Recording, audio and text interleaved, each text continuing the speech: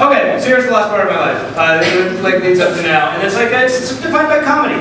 I went to like I said, I moved to DC and worked in politics for a while, for 2 years. But during that 2 years, somebody said like, you should take an improv class, and I was like, all right, I'll call that bluff. And I did, and like as soon as I did, I was like, this is what I need to do. I need to do this. And so I rearranged my life and sort of made that the center of it. I moved up to New York, very specifically so I could do comedy, because I didn't until I was 26 years old know that people did it.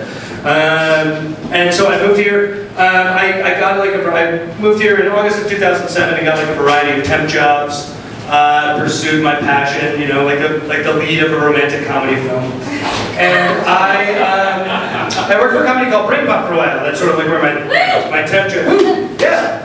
Yeah, it's a great company. It's an educational software company, and I was I'm trying to remember the title, the Midwest Regional Sales Associate was my title. So pretty glitzy. And what it was like a streaming service, and it made videos for kids to watch at their schools. And so what I basically sold school districts and teachers and schools was like a username and password to log in to this site, and it was like hundreds of dollars a year. But I get they could have Googled it and they didn't.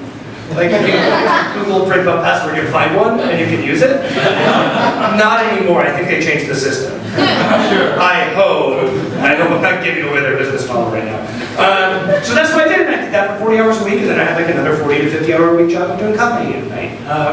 And that's led to some pretty cool stuff. And I worked at Brainpop right up until I got hired at Saturday Night Live a few years ago. Yeah. That woo is for the phrase a few years ago. Yeah, right? It's like, yeah, 2012, fun times. And so like, and some real cool stuff has happened. I'm normally not like starstruck or anything like that. Normally when like celebrities Saturday Night Live is a place where you have like guest hosts, obviously, and cameos, and like there's a rich history. And normally I don't care. I don't care about that stuff. I don't have a good time at after parties. I love the work so much. But 2 times I have been starstruck. Once I met the President of the United States. Barack Obama, in case you didn't. So I wrote for the White House Correspondents' Dinner this year in April, and right before the event, like the people who wrote for it, and like some political donors, I assume, and for some reason, Norman Reedus from The Walking Dead,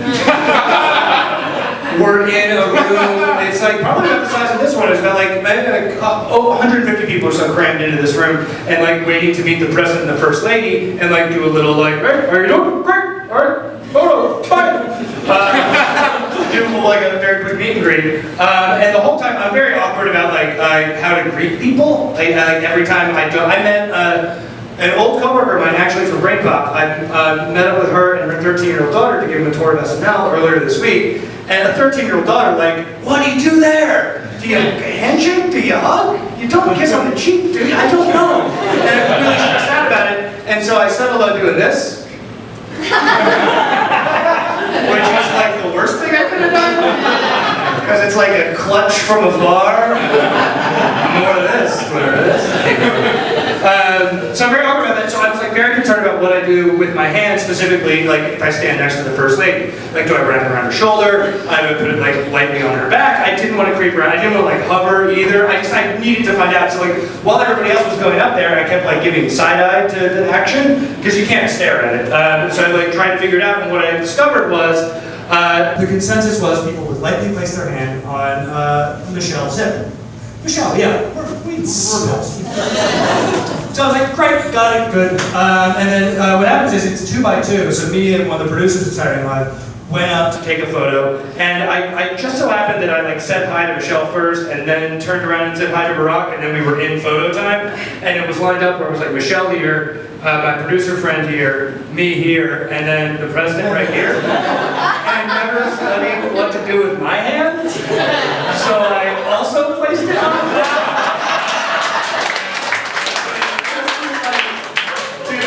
Throwing out there. That was the first time I was starstruck. The only other time I've ever been starstruck was a few weeks later at an after party. I met, and this tops the president in my mind, I met, took a photo with John Popper, the lead singer of the band Blue.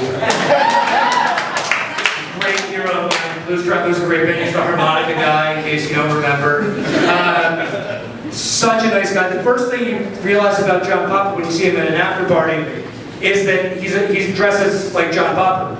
Like he's still in the hat, and he looks just like he always looked, and I was just stunned. I took a photo of him, and my face in this photo is like, it's so happy. It's I'm gonna try to replicate it, but it won't. It's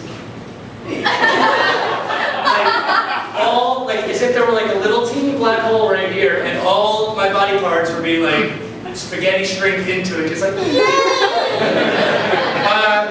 I was so happy in that photo that 3 separate people later asked me, unprompted, "Did you do Molly with John Popper?" And he is like such a nice dude. He later gave us a bunch of people he met that night. He sent us harmonicas. I have a harmonica from John Popper, and it's signed Josh. Keep fighting the good fight, only he forgot to write good originally, so he originally wrote Josh, keep fighting the fight, and then he put a little carrot and put good. And he was unsure what I would think he's referring to. And he's just such a nice guy. But I started talking to him, and then he was such a big excited and laughing at it too. I kept trying to ask him about the Blues Traveler. And he's like, no, what you do is great, what you do is great. Remember the sketch with Dana Carvey? And I was like, yes, of course I remember that. And this went on for about 15 minutes, and I'm worried that I might be a little bit of a sociopath because I got pretty bored, being a hero of mine, and then 10 minutes later I go from, oh my god, to, I don't know. But he's a very nice guy, and but I do worry that I'm a little bit of a sociopath sometimes. One of the reasons is I used to have dogs and now I don't. No. I was in a relationship where there were 2 small dogs that my ex-girlfriend had, and we lived together. So I was co-owner of 2 dogs, and we lived together for 2 years. And at no point during these 2 years did I ever develop any relationship with these dogs. I walked them and I fed them, and that was the only thing I verbed to them. I didn't love them, I didn't like them, I didn't develop a bond with them, and that worries me as a human being. Oh wait, can I bond and feel and be a person? And it's that's why I'm a little bit scared. I don't think I'm a sociopath. I just think it's well, I just don't like animals because what are dogs but little tiny horses, right? But I am to this day scared of taking the official sociopath test, which you can find online. I'm talking about the official sociopath test, not the unofficial test, which is simply the question: have you seen the Entourage movie? So let's start right now. Thanks, guys.